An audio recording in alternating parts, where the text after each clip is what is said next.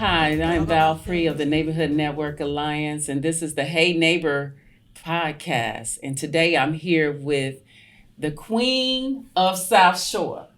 I don't care what they say, the Queen of South Shore, Dr. Carol Adams. It is an honor to interview her today. She is also my colleague. We work together, we love together, we fight together, we do everything together, but we still come right back to together. So I would like to introduce you to some. Carol, say hello on the count. Hey neighbor. Good to see you. You too. Yes. Thank you for taking your time out to bless us. It's my pleasure. With the podcast, the Hey Neighbor podcast. Always ready to talk about South Shore. Yes. Let's first just kind of talk about how I met you, because I grew up in South Shore. And I didn't know you initially until I started organizing. I heard your name, but I didn't know you initially. And I remember the precise time I met you. You do? Yes. I was working on Jazz Comes Home to South Shore. Yeah. To that particular event. We were bringing the jazz concerts back to the South Shore Cultural Center. Yeah. And someone from the South Shore Chamber brought you to the meeting and introduced you. It was actually him in English. And it was Tianda Wirtz also. Okay. He brought you to the meeting and introduced you to me. Mm-hmm. And we started working together around that. Yes, we did. And then it just seemed like it went from one thing to the next. Yes, and we have been at the hip ever since. Exactly.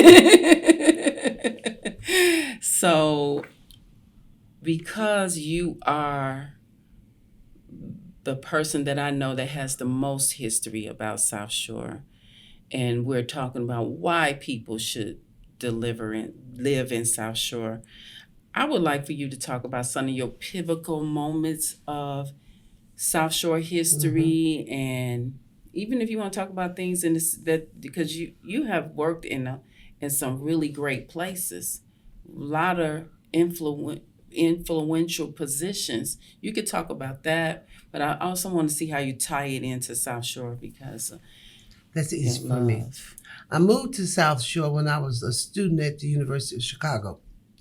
I was going to graduate school. I was an intern. I was living in Chatham. And I said, I want to move close to school.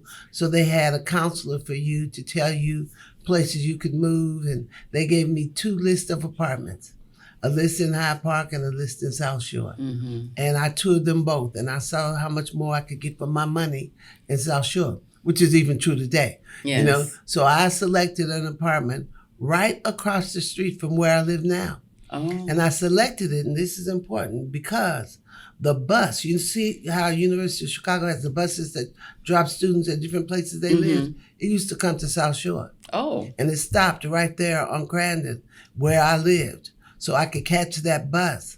And people who lived in South Shore, who worked at the university, could catch that bus and get to the campus.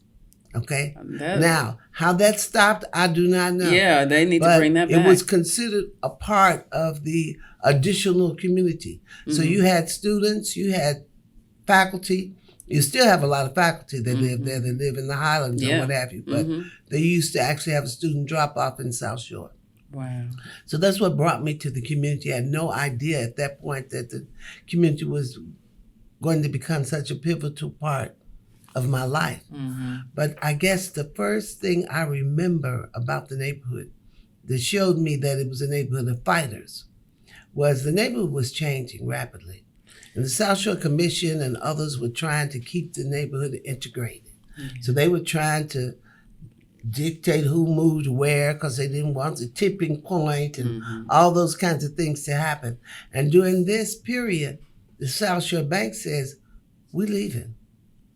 Okay? We don't want to be in this neighborhood anymore. Mm-hmm. Well, there are certain people who understood, because Chicago didn't have branch banking at that time. Right. That when a neighborhood bank left, it was the death sign for the community, because they were the people who were financing the mortgages and all those kinds of things in the neighborhood.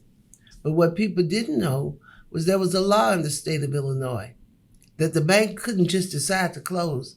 The community had to agree. Mm-hmm. And the South Shore community fought to deny them permission to close.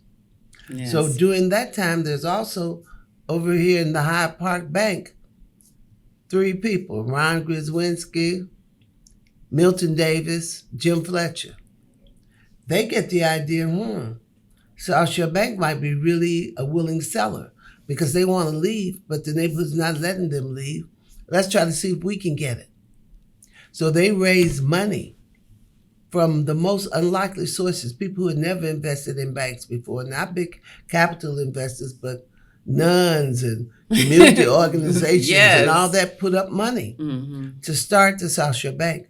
And that was very, very pivotal for the community for a very long time. Yes. And we still lament its departure because they stood behind the neighborhood. They fought for the neighborhood, and they formed 4 non-banking entities to support their work. So they became the first neighborhood development bank in the country. They formed something called the Neighborhood Fund to fund businesses. They formed the South Shore Housing Center to deal with the housing issues.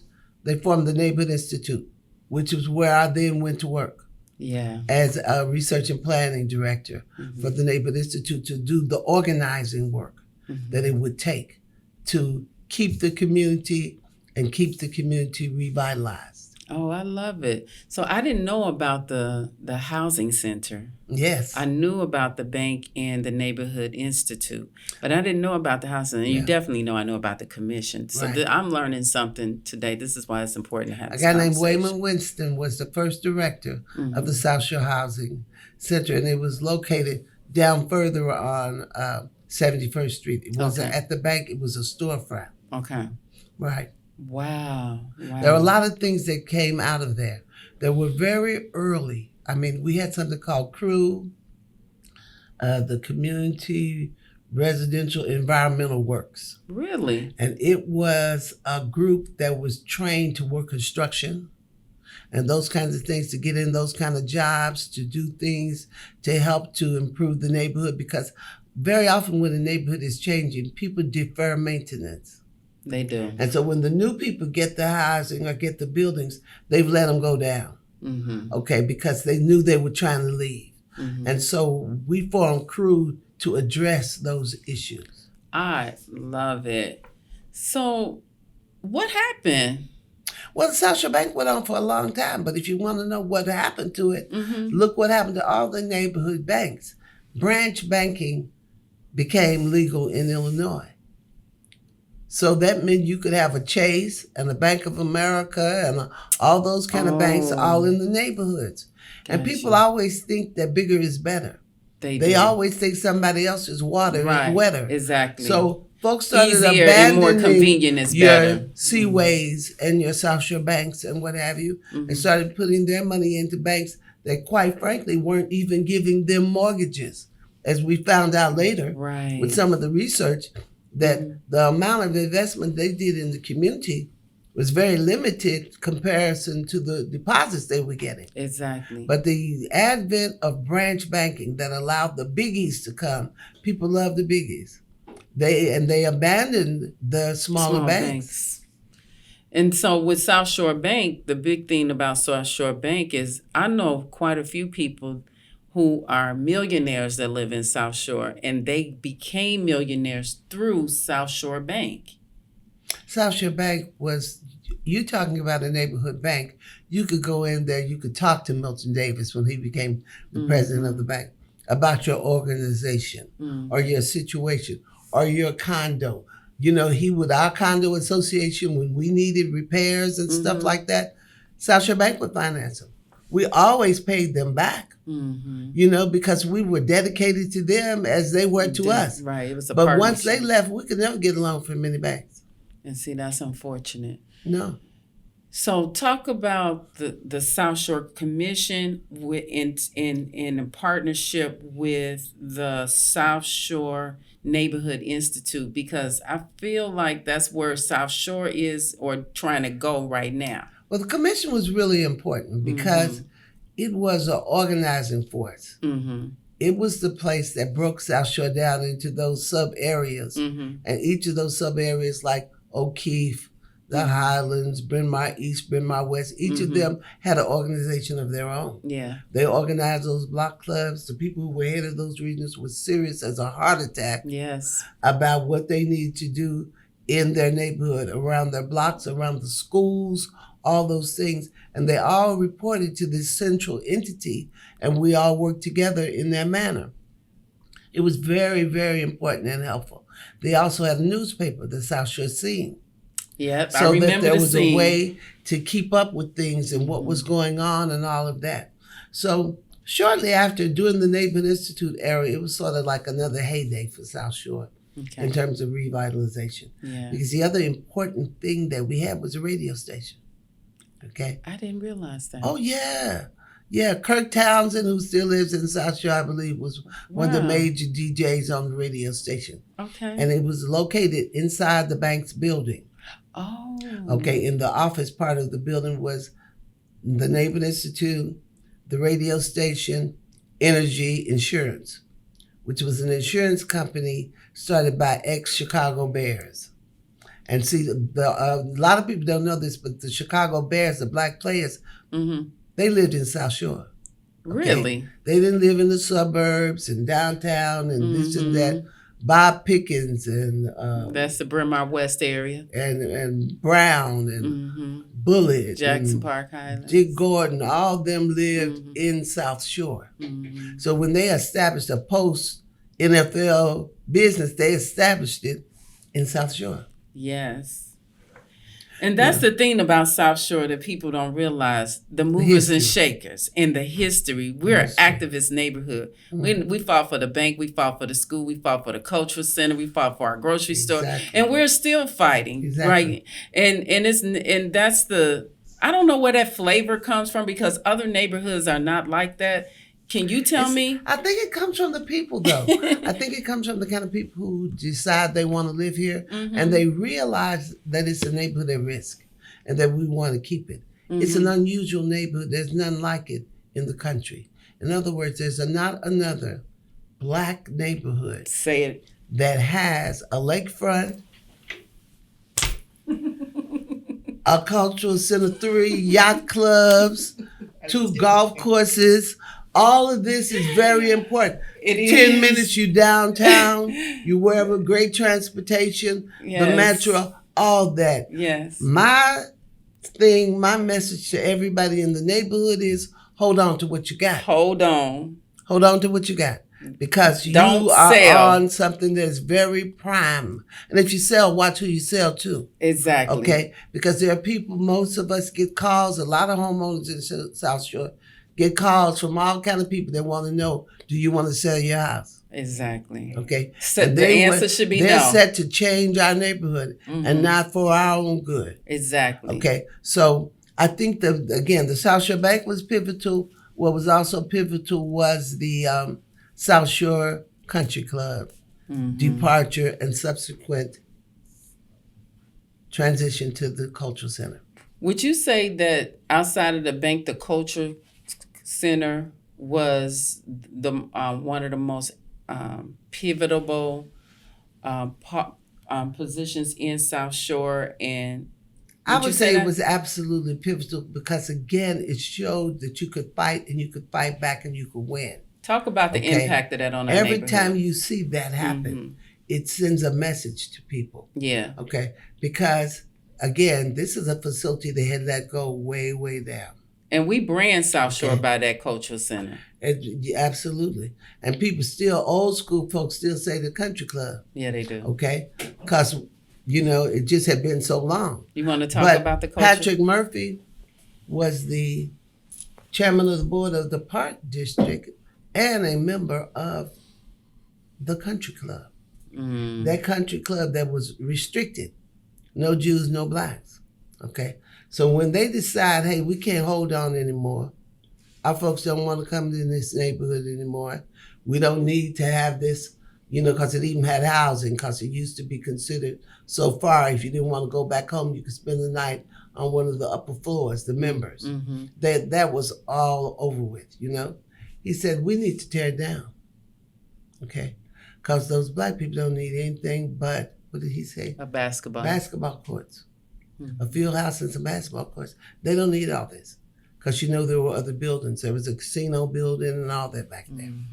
They had the bowling alley. They had everything they thought they wanted to do back there, including the stables and everything. The horses, the And golf they had course. the skeet shooting, a little house down further in the back where you did that, and 2 beaches, not just one. Yeah. Okay. So the community fought. And this was a coalition really between South Shore and Hyde Park. Organizations from both those communities came together and fought for it not to be torn down. That was number one. Yes. Don't tear it down. It was a magnificent building, even though they had let it go down. Its bones and all were still good. But see, when we inherited it, you should see what it looked like. We got some video. It was gray. It was not terracotta. It wasn't anything like that. It was falling down on the outside and everything. What was the name of the coalition? The Coalition to Save the South Shore Country Club. Yes. Yes. And the way it looks now, we raise the money for them, for historic preservation. Mm-hmm. And when you get those kind of funds, they want you to make it look like you looked originally. That's when we learned that it originally had been a terracotta building like you see now. Oh. And that's why it was painted like that. And that's why on the inside, all that beautiful interior work was restored. Yeah. Because ordinarily people wouldn't fund you for that. We had to get old world craftsmen and everything to get that done.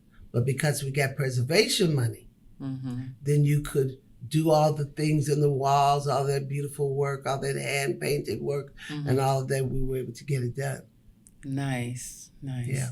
Talk about the high school. Oh, the fight for the new high school. Yes. Talk about what ignited a fight for a high school in a neighborhood where they had 2 high schools on one campus already. Why did we need to do that? That was definitely a Henry English movement. He helped to start CEASE, the Coalition to Improve Education in South Shore. And there we started to work with the elementary schools and the high schools together. Right. And there again, it was a lot of cross-stakeholder engagement. So we worked with the teachers too, who talked about what they'd like to see and what they'd like to see in the school and so forth. Because we'd already had a fairly new high school and we were doing events. We had the city's first Black Film Festival in that new South Shore High School. So in the course of that work is when they determined they wanted a new international type of high school and fought again to make that happen. People like Henry, Conrad Worrell, and others who organized. I saw the list of people. It was some heavyweights on that list who fought for that school. And some lived in the neighborhood. Some didn't even live in the neighborhood. Like Chuy Garcia, he didn't live in the neighborhood. The mayor, I don't know if he's still the mayor from Harvey. I saw that list I was like, this is golden. Yeah, but the people who did the meet every week work, they lived in South Shore. Yeah, they did. Yeah, but I was just like surprised. But what you had was other people who supported it. And they were people in pivotal positions. Okay. And they came out for it. Gotcha. And that's always important in its kind of work. Because like someone who look at the list like that don't know, like, wait, I need to get on board with this. Or people who consider a given individual somebody that's very credible. So if you have them saying, we like this, it says to that person, well, I usually support what they support, so this sounds like something that I would be in favor of. Yeah. Thank you for joining us. This conversation, we can't cut this conversation off, okay? I hope you can join us for another segment because the wealth of information, like I've been working with you and there's things that I don't know. So can we go to part 2? Thank you. So thank you for joining us for the part 1 discussion with Carol Adams, and we hope you'll join us for part 2.